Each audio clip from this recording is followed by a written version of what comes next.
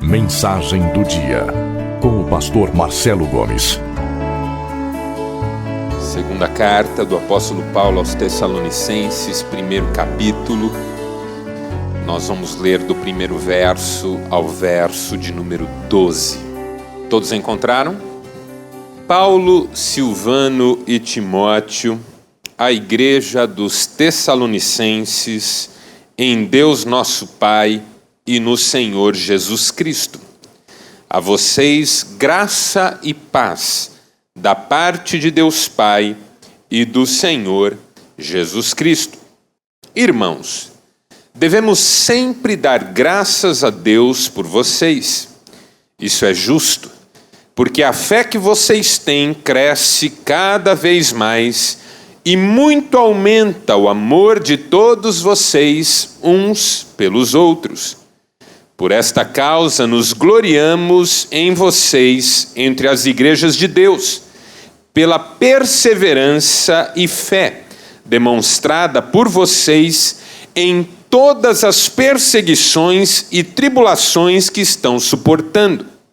Elas dão prova do justo juízo de Deus e mostram o seu desejo de que vocês sejam considerados dignos de seu reino, pelo qual vocês também estão sofrendo. É justo da parte de Deus retribuir com tribulação aos que lhes causam tribulação, e dar alívio a vocês que estão sendo atribulados e a nós também. Isso acontecerá quando o Senhor Jesus for revelado lá dos céus, com os seus anjos poderosos em meio a chamas flamejantes. Ele punirá os que não conhecem a Deus e os que não obedecem ao Evangelho de nosso Senhor Jesus.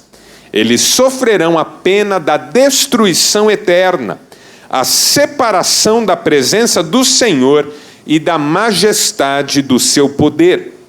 Isso acontecerá no dia em que ele vier para ser glorificado em seus santos e admirado em todos os que creram, inclusive vocês que creram em nosso testemunho. Conscientes disso, oramos constantemente por vocês, para que o nosso Deus os faça dignos da vocação e com poder cumpra todo o bom propósito e toda obra que procede da fé. Assim, o nome de nosso Senhor Jesus será glorificado em vocês, e vocês nele, segundo a graça de nosso Deus e do Senhor Jesus Cristo. Louvado seja Deus pela sua palavra. Todos nós estamos acompanhando com certa dose de indignação, misturada talvez a certa dose de curiosidade, toda essa movimentação que tem se apresentado no nosso país nesses últimos dias. Eu confesso para os irmãos que tenho alimentado uma expectativa bastante interessante em relação a tudo que está acontecendo. Inclusive estive na primeira passeata que aconteceu aqui em Maringá, não só para deixar clara a minha insatisfação com tantas coisas e o meu desejo de um país melhor, mas também para olhar de perto o que os nossos jovens estão dizendo, o que eles estão fazendo, o que eles estão pedindo e como é que eles estão se comportando diante de tudo isso. E as passeatas ganharam pelo Brasil proporções inimagináveis, talvez. Eu duvido que alguém previa tudo isso. Várias cidades, todos os estados, toda a nação em estado de efervescência.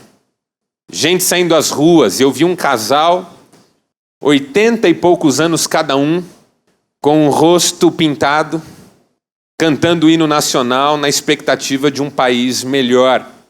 E uma senhora também com algo em torno de 80 anos dizia: eu não tenho mais idade para brincar. Eu quero um país melhor. E o fato é que Isso foi se avolumando. O que nós não víamos num primeiro momento, nós começamos a ver num segundo momento, autoridades da nação correndo atrás de respostas para a comoção geral. E a pergunta que não quer calar: será que nós realmente vamos ver alguma coisa mudar?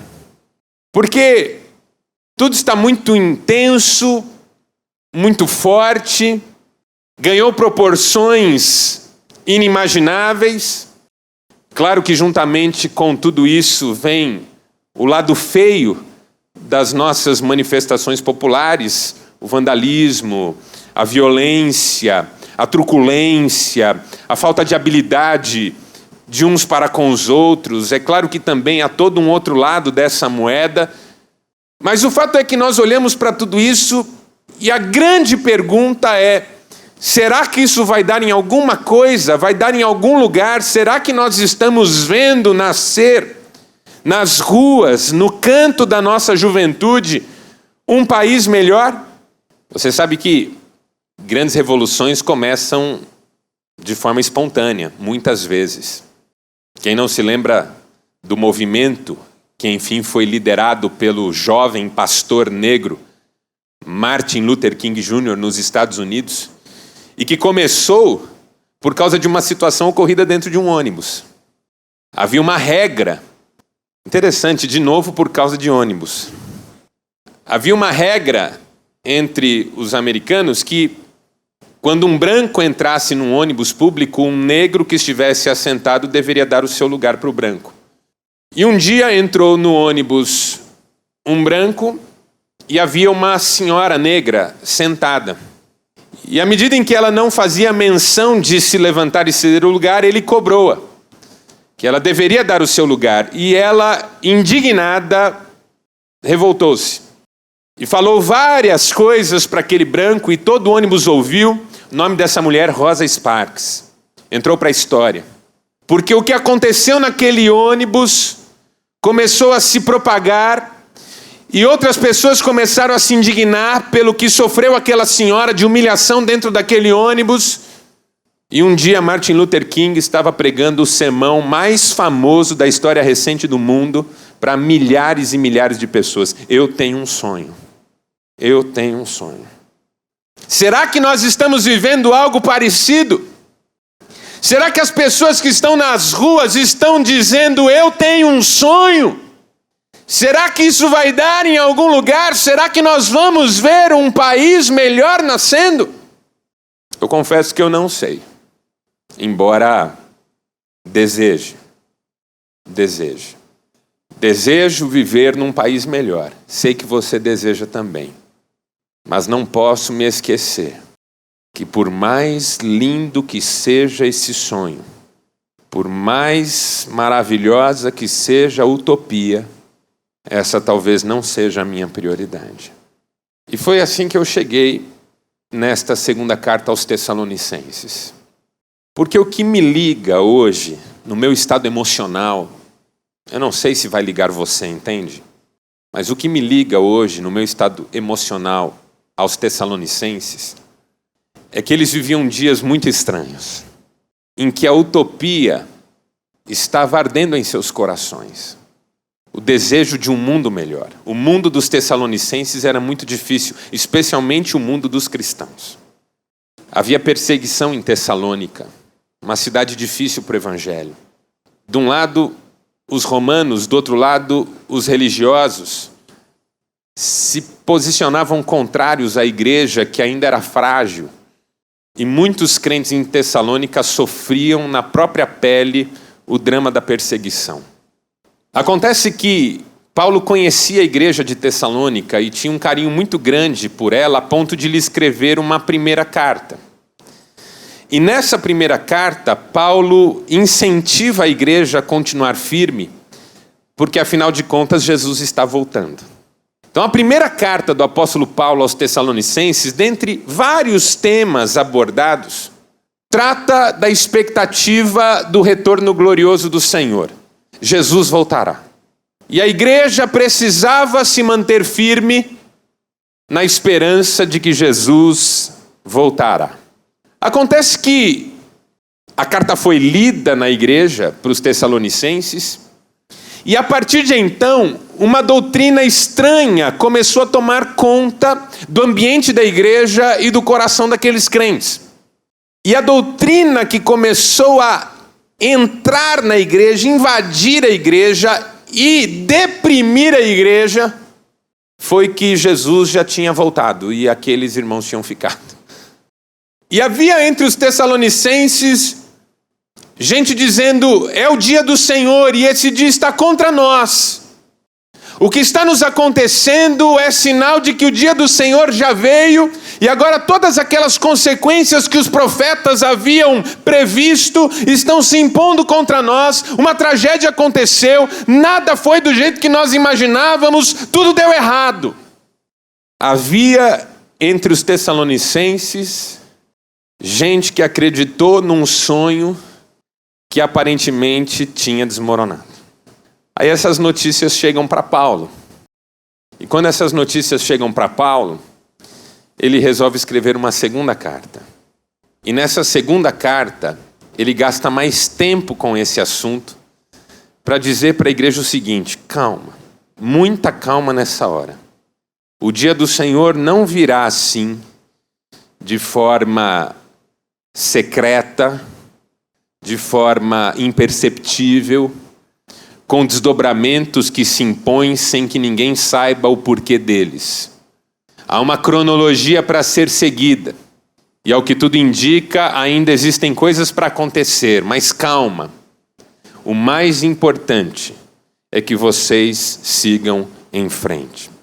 Então Paulo escreve 2 cartas para essa igreja para dizer o seguinte para ela: tentem não ficar presos às circunstâncias ao redor. Tentem não se deixar levar por aquilo que se está dizendo nas ruas. Vocês têm um foco. Existe algo maior na vida de vocês. Vocês não devem se deixar seduzir ou iludir. Sigam firmes. O Senhor está no controle de todas as coisas. Como conciliar a expectativa de um mundo melhor com as questões concernentes à nossa fé? É o que Paulo está tentando ensinar à igreja dos Tessalonicenses. E a estratégia que Paulo usa nesse primeiro capítulo da sua segunda carta é de uma didática espetacular, porque nesse primeiro capítulo, Paulo diz 3 palavras para a igreja que eu queria compartilhar com você rapidamente. A primeira é o que eu vou chamar aqui de uma palavra de gratidão.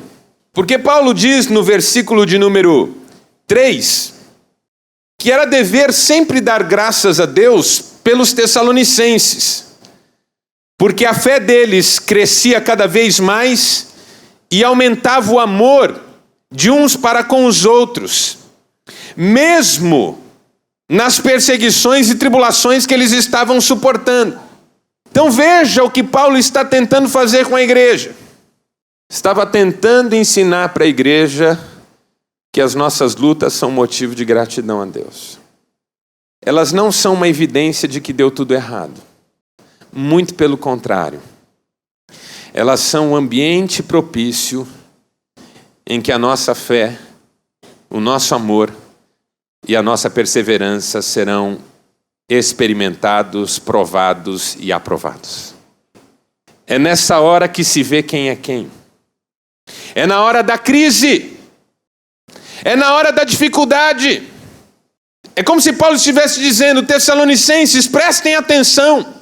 Vocês olham para a situação de vocês e dizem: meu Deus, está tudo perdido. Se não melhorar, nós estamos perdidos. Mas veja, há um outro lado para olhar para tudo isso. À medida em que as lutas se impõem sobre vocês, o amor de vocês tem crescido, a fé de vocês tem crescido, a perseverança tem se estabelecido e mais Deus tem agido na vida de vocês. Uma palavra de gratidão de Paulo por uma igreja que estava se fortalecendo em Deus, não apesar das lutas, mas exatamente por causa delas. Porque há um detalhe aqui. As nossas lutas, em tese, nos fazem queixar. As pessoas que saem às ruas têm queixas a fazer. E note, eu não estou questionando a legitimidade dessas queixas. São absolutamente legítimas. Mas só pelos olhos da fé, você transforma a crise não em queixa, mas em gratidão. O mundo diante das crises só pode queixar, e queixando-se só pode efervescer. Mas o crente diante das crises também pode dar uma palavra de gratidão. Porque Deus usa isso. Porque Deus trabalha nisso. Porque Deus nos fortalece assim. Porque Deus opera nas nossas vidas. Paulo tem uma palavra de gratidão para a igreja. Porque essa igreja melhora com a tribulação. Se torna cada vez mais forte com a tribulação. E evidencia na força que demonstra para passar pela tribulação, que o seu desejo não é por uma vida melhor, mas é pelo reino de Deus. Veja como Paulo termina esse trecho do seu texto, versículo de número 5. Elas, as perseguições e tribulações que vocês estão suportando, dão prova do justo juízo de Deus e mostram o seu desejo de que vocês sejam considerados dignos do seu reino, pelo qual vocês também estão sofrendo. Essa é uma palavra poderosa, porque ela fala de uma igreja que não está sofrendo porque o salário está arrochado, porque os preços estão nas alturas, porque falta emprego para membros da família, porque nos hospitais as filas são monstruosas. Claro que tudo isso faz sofrer, mas essa igreja está sofrendo porque deseja o reino de Deus. E esse desejo do reino de Deus faz com que ela se identifique com todo o sofrimento que está ao seu redor. Em outras palavras, nós olhamos para as ruas, nós olhamos para as crises, nós olhamos para as manifestações, nós olhamos para toda a sujeira que está ao nosso redor e abraçamos as pessoas que estão sofrendo e clamamos com elas porque sabemos que as injustiças precisam ser enfrentadas. Mas lá no íntimo, nós sabemos que não podemos parar aí. Deve haver uma palavra de gratidão nos nossos lábios, porque tudo isso só mostra que a oração de Jesus estava certa. Venha o teu reino. A solução não são políticos melhores. Até porque políticos melhores não saem de um povo que também tem altíssimos níveis de desonestidade, de corrupção na vida diária, de imoralidade e assim por diante. A representatividade é proporcional. A solução não virá de um mercado econômico com melhor distribuição de renda. Nós podemos e devemos clamar tudo isso. Mas o clamor fundamental da igreja é: venha o teu reino. Porque, sinceramente, eu não quero trocar um presidente por outro. Eu quero ouvir o som da trombeta e olhar para o céu e ver Jesus voltando. Uma palavra de gratidão em meio à crise, porque a crise revela o quanto nós precisamos de Deus e o quanto nós somos fortalecidos em Deus, mesmo nas dificuldades. A segunda palavra de Paulo é uma palavra de consolação. Primeiro, uma palavra de gratidão. Segundo, uma palavra de consolação. Por quê? Porque essa igreja que melhora com a tribulação precisa confiar na justiça de Deus. No versículo 6, Paulo diz uma verdade eterna. E eu não sei, irmãos, às vezes nós nos esquecemos do que Paulo está tentando nos lembrar aqui. É justo da parte de Deus retribuir com tribulação aos que lhes causam tribulação, e dar alívio a vocês que estão sendo atribulados e a nós também. Eu não sei, Paulo sabia, e eu e você também sabemos, que nós temos um desejo intenso por justiça, mas geralmente uma justiça própria. Semana passada, ou começo dessa semana, eu não vou lembrar, um grupo de pessoas, dentre elas havia menores, matou uma criança de 5 anos nos braços da mãe. Uma notícia. Há pouco tempo nós fomos chocados pelas notícias sobre aquela dentista que foi incendiada pelos assaltantes porque só tinha R$30 na conta. Todos os dias eu e você somos bombardeados por informações de tragédias, coisas que a gente sabe que acontece, mas não deixa de se chocar quando acontecem. E nessas horas, nós somos tomados por um senso de justiça própria. Do tipo, uma pessoa dessa tinha que morrer. Polícia não tinha que prender, não, tinha que matar.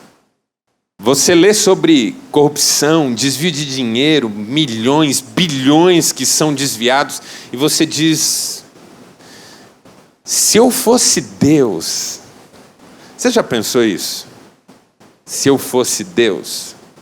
A minha mulher um dia do meu lado assistindo o telejornal disse assim, se eu fosse Deus, eu falei, calma lá. Se você fosse Deus, nem eu estava aqui mais.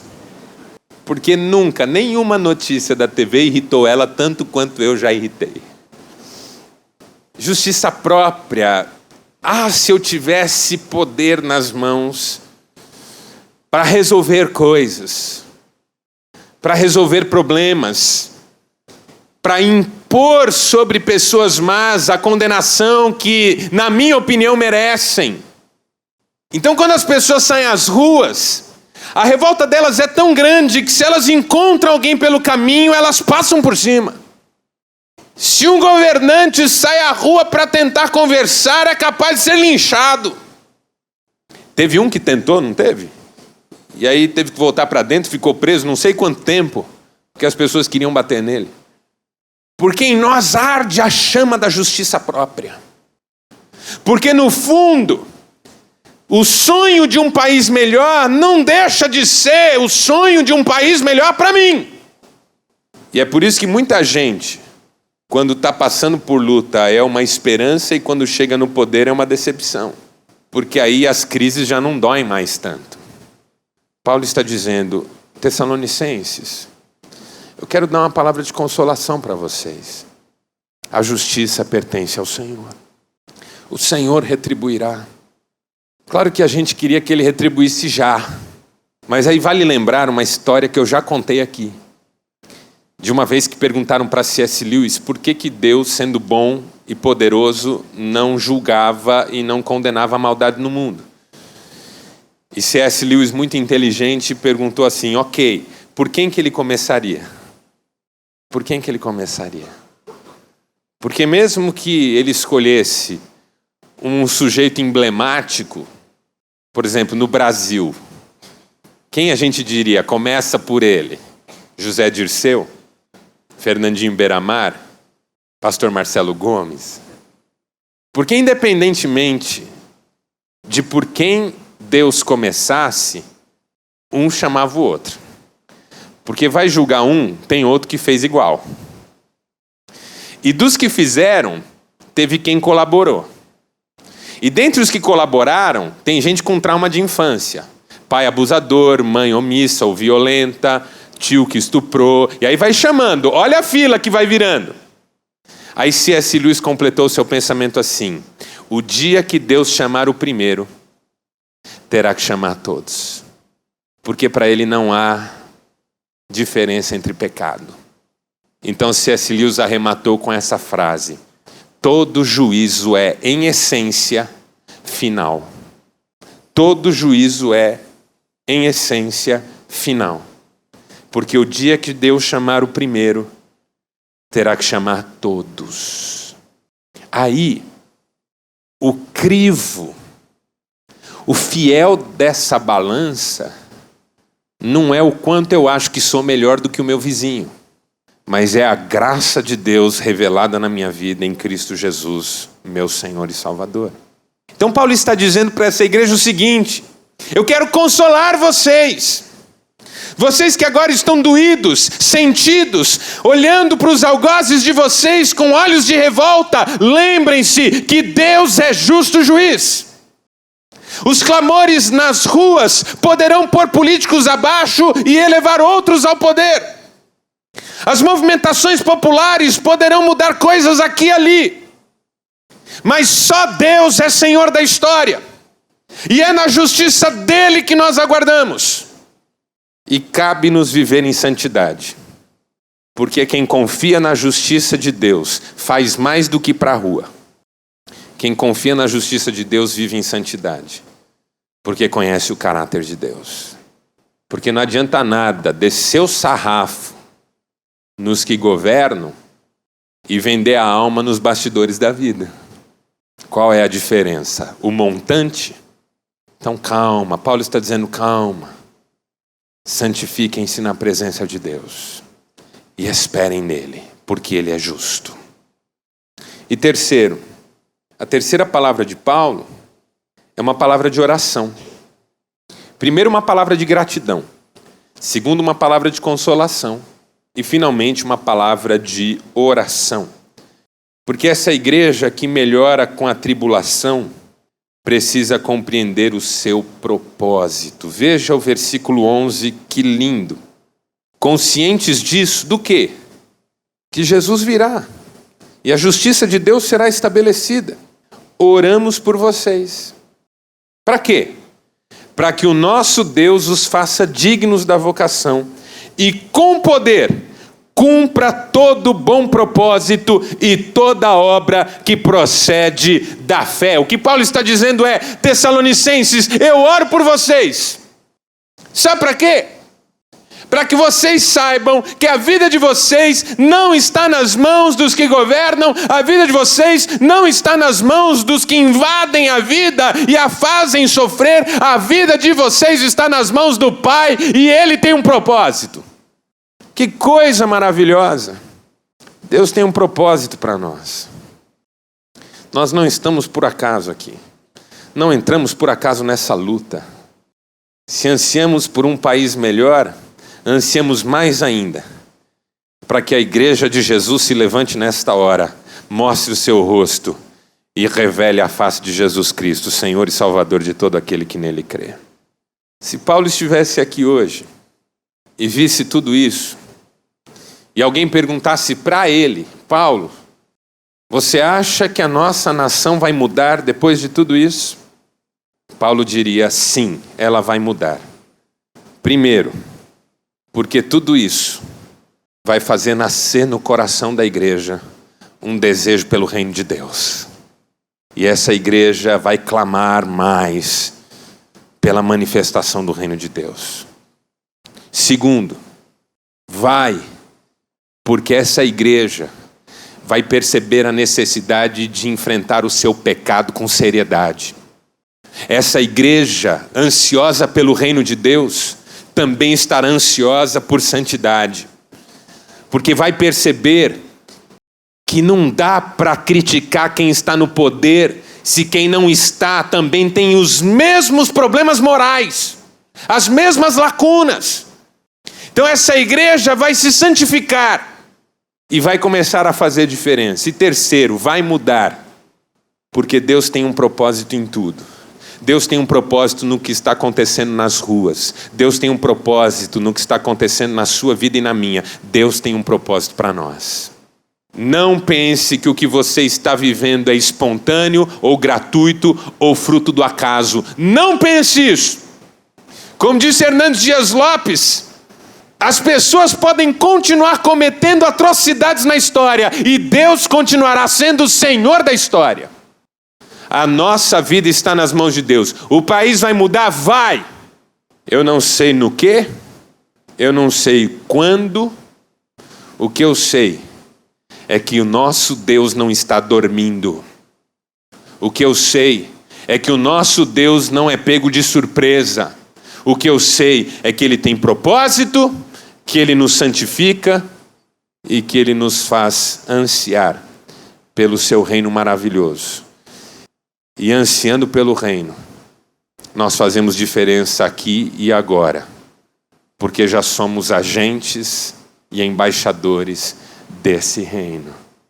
E se Paulo estivesse aqui, ele diria: eu vou orar por vocês, para que vocês não percam o foco, para que vocês não renunciem àquilo que é prioridade nas suas vidas. Eu vou orar por vocês, para que Deus os sustente e guarde, e para que vocês sejam quem Deus quer que vocês sejam nesse mundo hoje, e para que vocês vejam milagres do Senhor nas suas vidas, em nome de Jesus. Feche seus olhos por um instante, curve a sua cabeça, eu quero orar com você. Senhor Deus, nosso Pai, nós louvamos o Teu nome por mais um dia que o Senhor nos deu e pelo privilégio de chegarmos ao final desse dia frente a frente com a Tua Palavra. Tua Palavra é viva, é rica, é poderosa, transformadora, toca mesmo os nossos corações.